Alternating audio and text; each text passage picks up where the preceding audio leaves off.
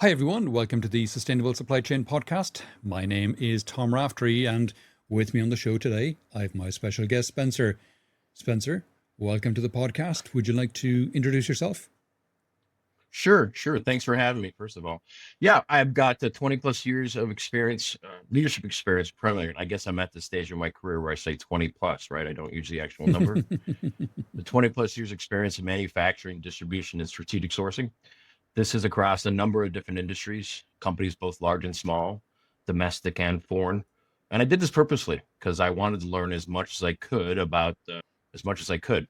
And I was told that if you do that right, it always leads back to supply chain. And so for the last year, I've been serving as principal at Forsyth Advisors, which is a supply chain consulting firm located in St. Louis.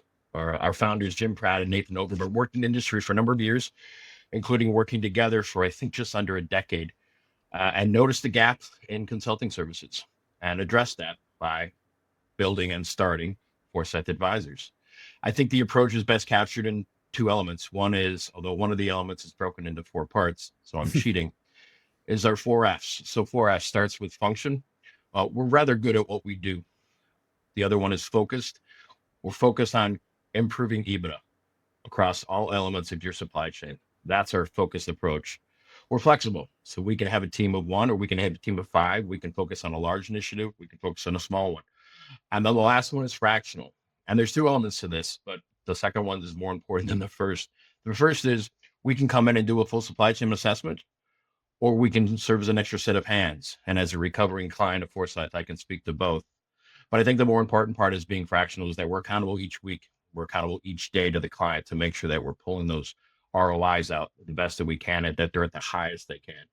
And the second piece I think is more important is our people. And if anybody at the office was listening to this by the off chance in the coming weeks, they may be blushing. But I could not be prouder of the 33 analysts, associates, vice presidents, yes, principals, but also partners.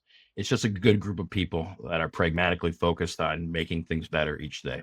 Okay, and you mentioned that the founders saw a gap in the market, and what was that gap? Well, again, addressing it through the ORS, more pragmatic. I think we don't want to talk poorly of our competitors. We want to make sure that we're highlighting our approach. We're just incredibly pragmatic.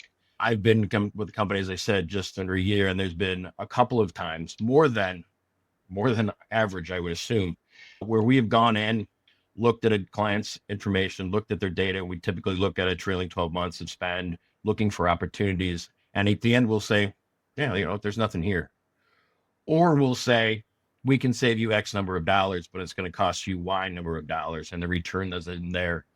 Here's where it's going. Again, as illustrations that we're just focused on making sure that our clients get the highest possible ROI.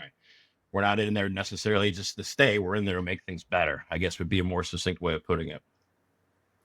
Okay, and this is the Sustainable Supply Chain Podcast, Spencer. So why are you on the podcast? Well, again, the sustainable, which I call the capital S, which is talking about the ESG element of it, as well as the lowercase s, which is sustainable, meaning what you put into place is sustained and can sustain for a while. It's going to be there for a while, so to speak. There's a gap, as we've seen, and I've seen personally, in that approach. In some cases, far too many in my mind, somebody will focus the capital S and say, listen, we want to put this in our box. Let's come up with a sustainable approach. We're going to do this very briefly, or we're going to make this small change, and then we can do ESG, or looking at the letter of the law, so to speak, and say, how do we qualify? Oh, we only have to do those things. Okay, good. Let's just do those things, and then we can slap a badge on our box. We're more focused on making sure that the capital is sustainable, is long-term. We want to do it the right way.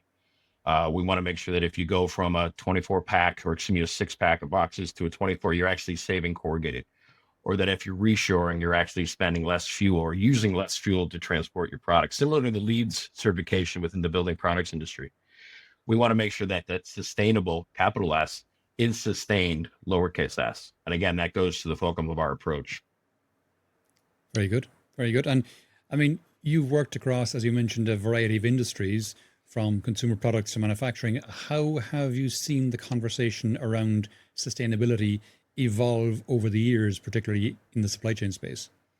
Well, it's becoming more and more part of the conversation in the boardroom for sure. I think, years ago, too many years ago, I guess, it wasn't part of the conversation.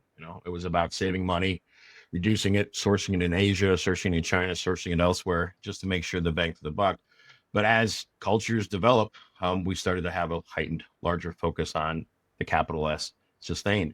However, what we've seen is that becomes more of an offline conversation. Again, the conversation where you're saying, hey, listen, how do we get this ESG badge in our box?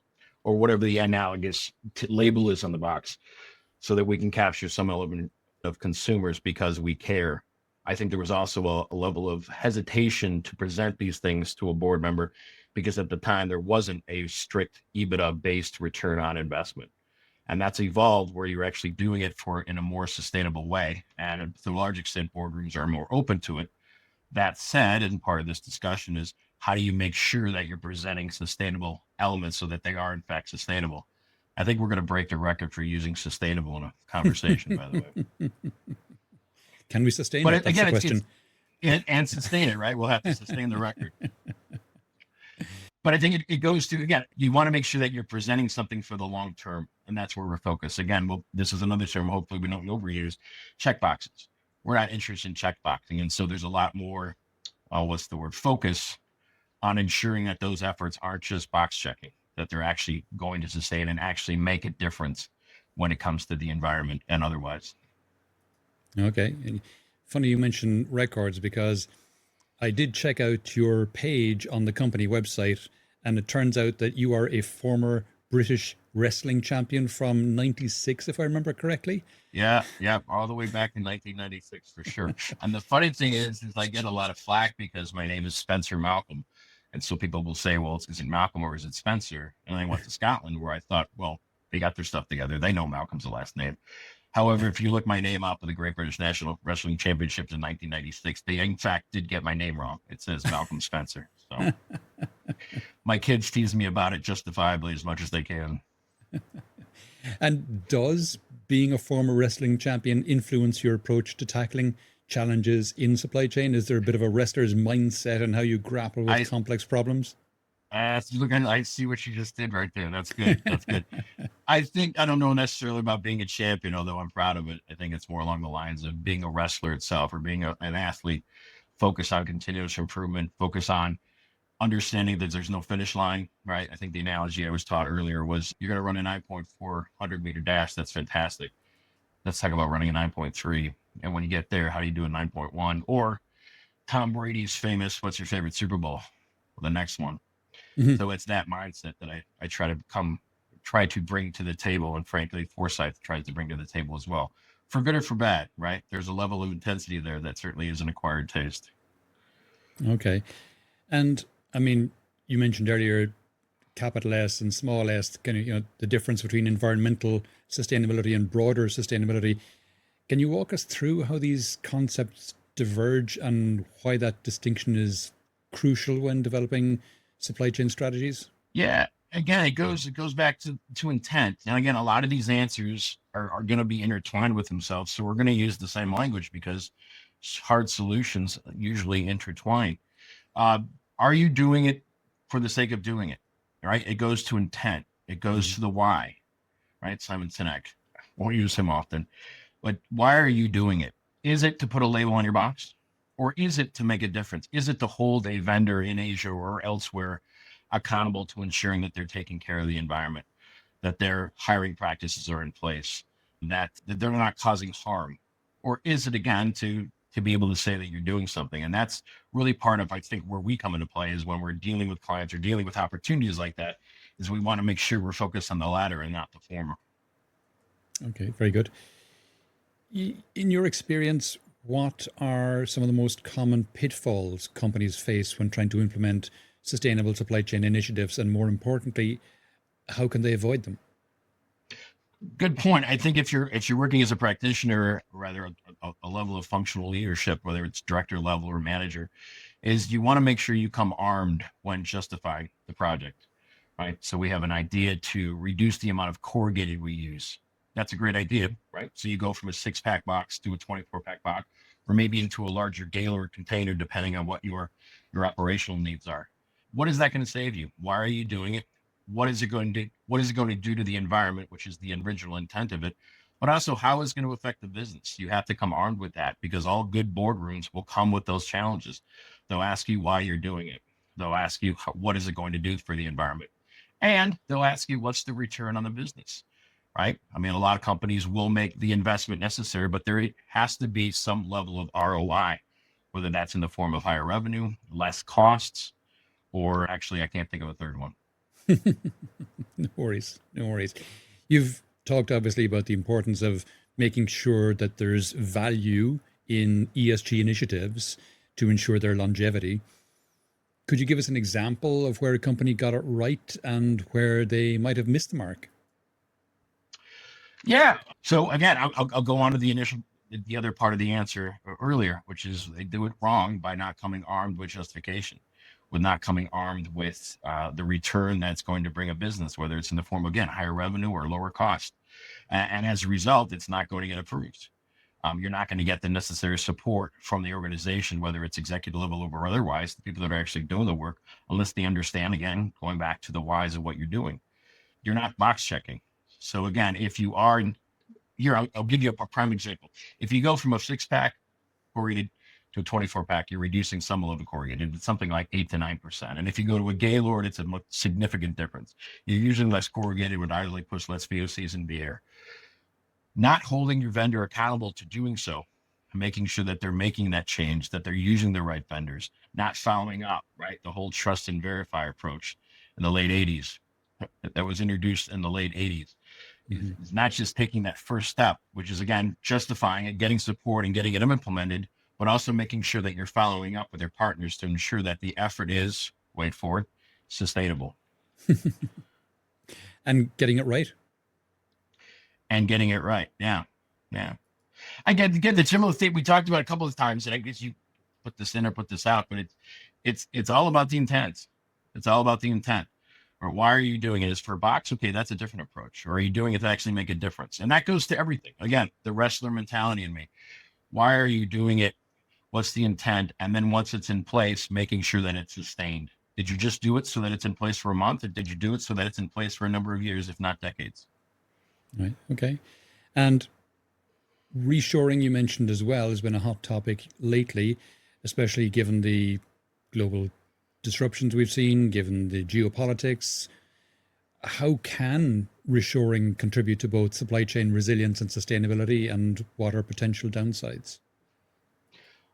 Well, how we can approach it is you're obviously doing less transportation. I go to the LEED certification of the building products industry again, right? So there's less transportation, less fuel is being used. There's less waste and environmental effects because, again, less energy is being expended to move product from one to the other. The focus there, though, is you want to make sure you're not going from the frying pan into the fire, or is it the fire into the frying pan, which is ensuring that when you bring it back over to the United States or whatever domestic company you're talking about, is that you do find a partner that will continue on with the sustainable, right? There's no sense saving some environmental waste in the air or elsewise into the sea, and then finding some partner that is throwing, chemicals into the water once it gets placed. The other one is making sure not just from a good partner for sustainability, but a good partner for cost. And that goes also to the sustainability of the project. If you're going to have to pay a little bit more, that's likely fine. But if you find a partner where it's significantly higher in expense and cost, well, you may get initial support from that because it's an environmental project. But at the end of the day, those costs are going to ramp up to the point where, again, it's not sustainable from a profitability standpoint. So the other element that people tend to get excited about is, number one, it's difficult to reshore, but it's simple, right? And the difference there I put is there's a lot to do, and it's not easy to do to reshore, to find a new supplier, to qualify your products in another location that you're more comfortable with. But it is simple, right? You have your criteria that you need. You have your product that you want to be made. You have your specifications for that product. You have your own internal requirements as well. And you search for a vendor that meets those qualifications. And you can be as flexible as you want in terms of hitting those qualifications that are necessary. But ultimately, that's up to you. We have found the same thing in searching for, particularly in Mexico, and in some cases here back in the United States, it's a difficult job. because there are a lot of moving parts. You've got everything from packaging to product specifications to pricing to costing to timing to lead times. There's a lot to do. But if you have your specifications and everything defined up front, it's relatively simple. It's a simple step-by-step process that's difficult, if that makes any sense. But what if the supplier that you've settled on in Mexico is actually sourcing all of their parts from China?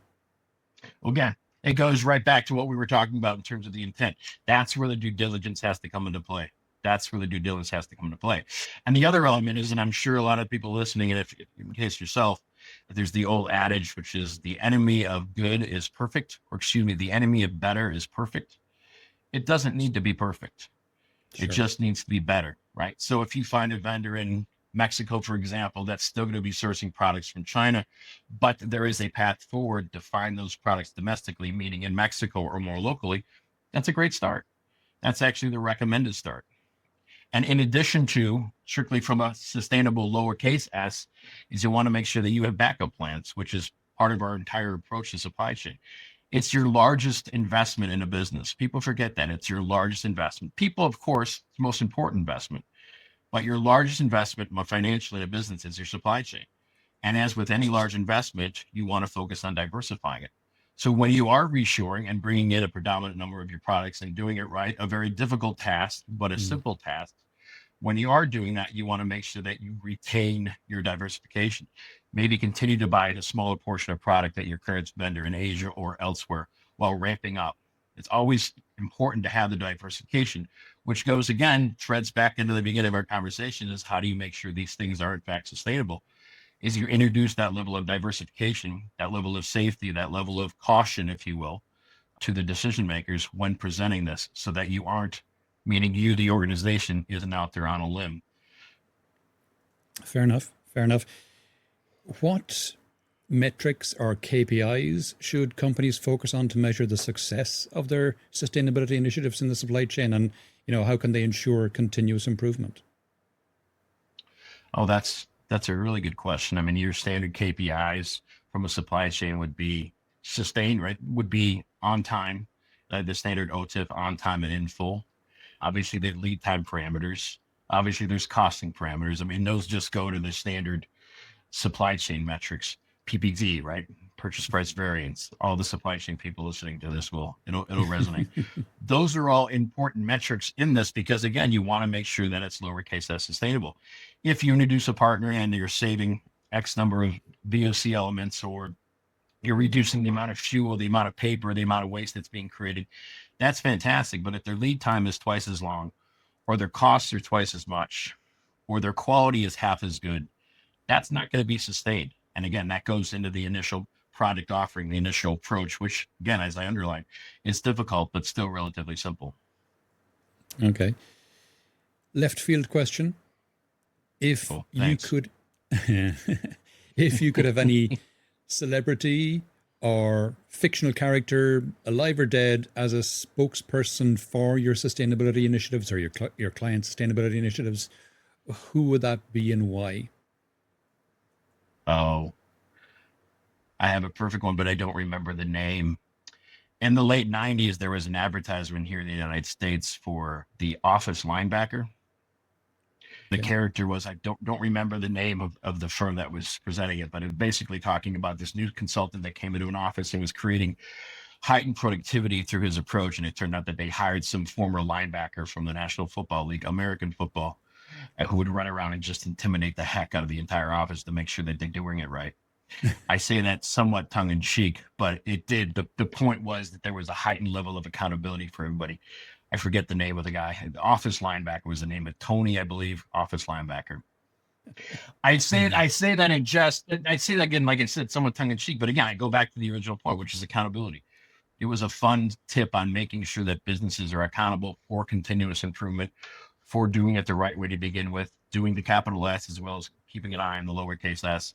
So again, accountability is where I come from, or is why I identify that particular character. Fair, cool. With supply chains becoming more global and complex, how do you see the role of technology evolving and making these systems more sustainable? Are there any tech trends you're particularly excited about? Everyone's just talking about AI, which I respect.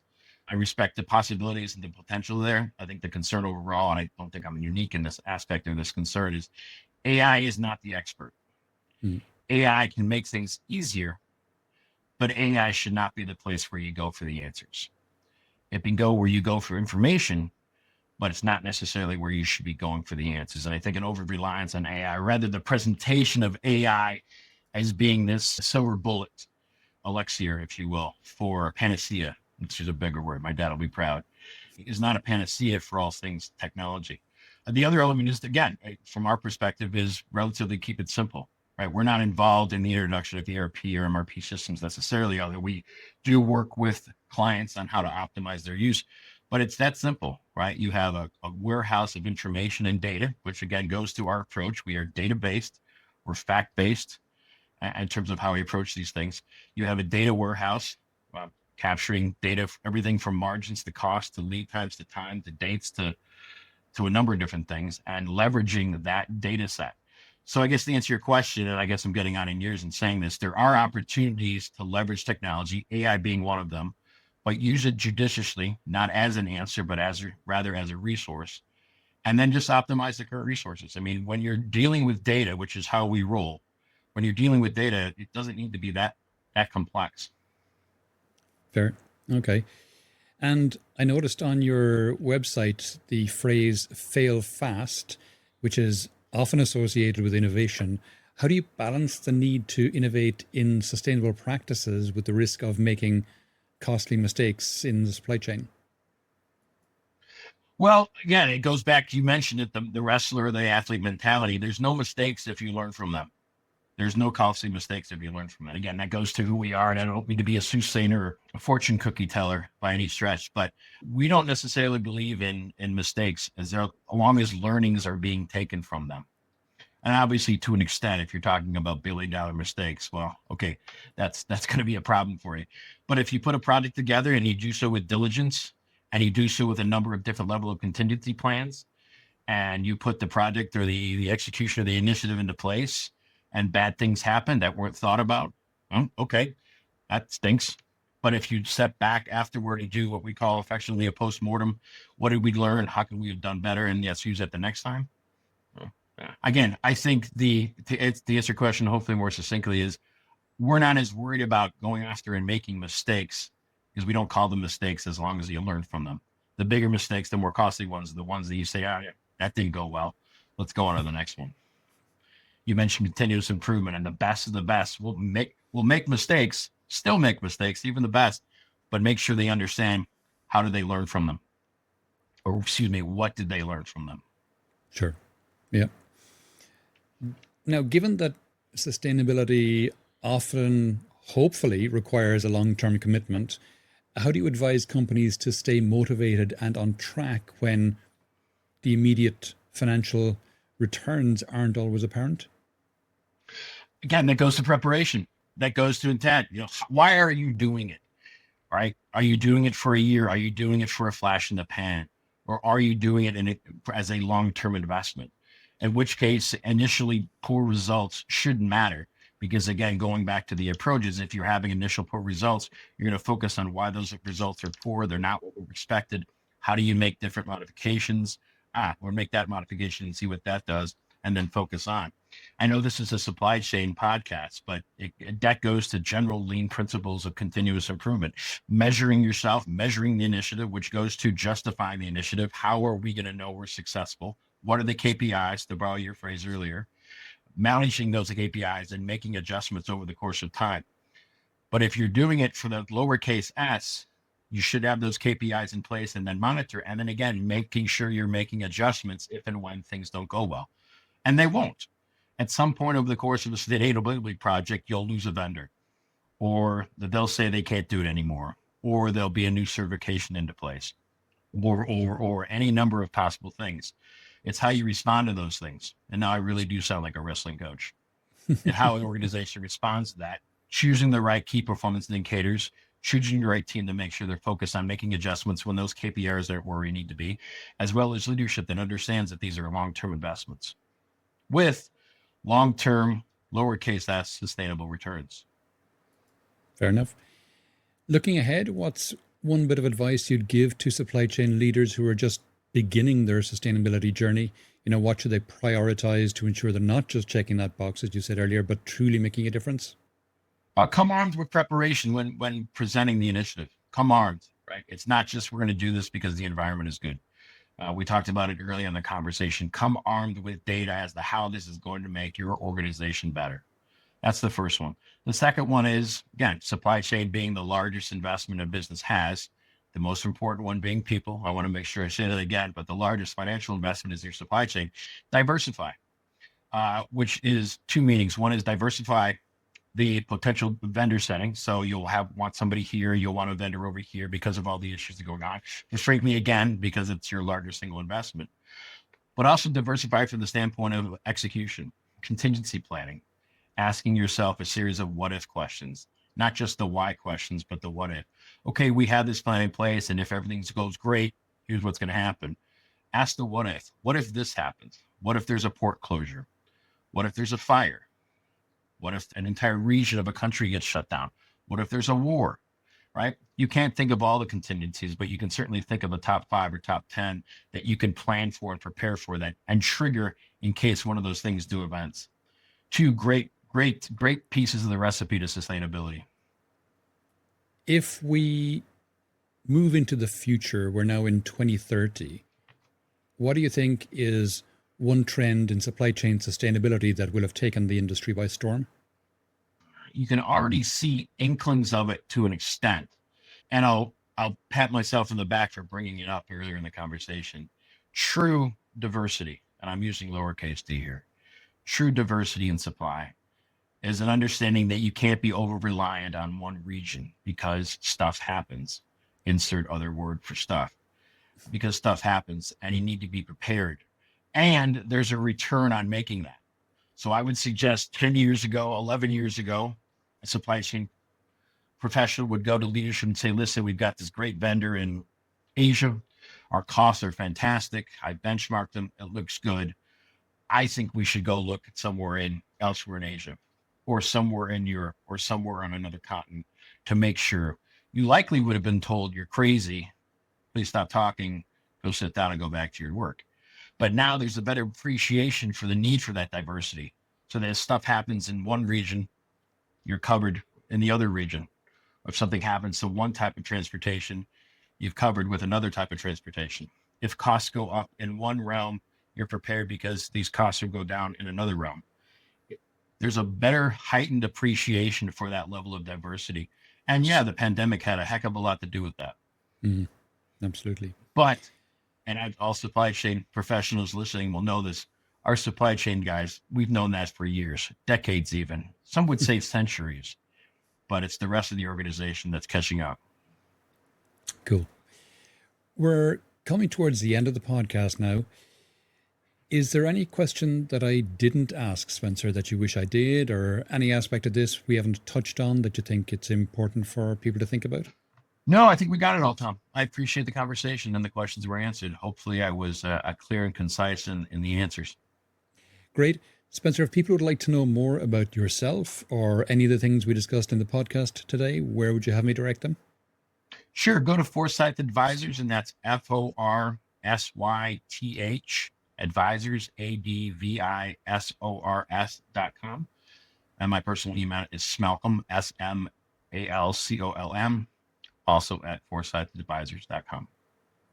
And of course, the website of the British Wrestling Association. Yes, where they got my name wrong. Yeah, right. I wish somebody from that organization would reach out because my kids are just feeding the hell out of me. Great. Spencer, that's been really interesting. Thanks a million for coming on the podcast today. Great. Thanks for the invitation. Hopefully the building of the relationship right here. Thank you.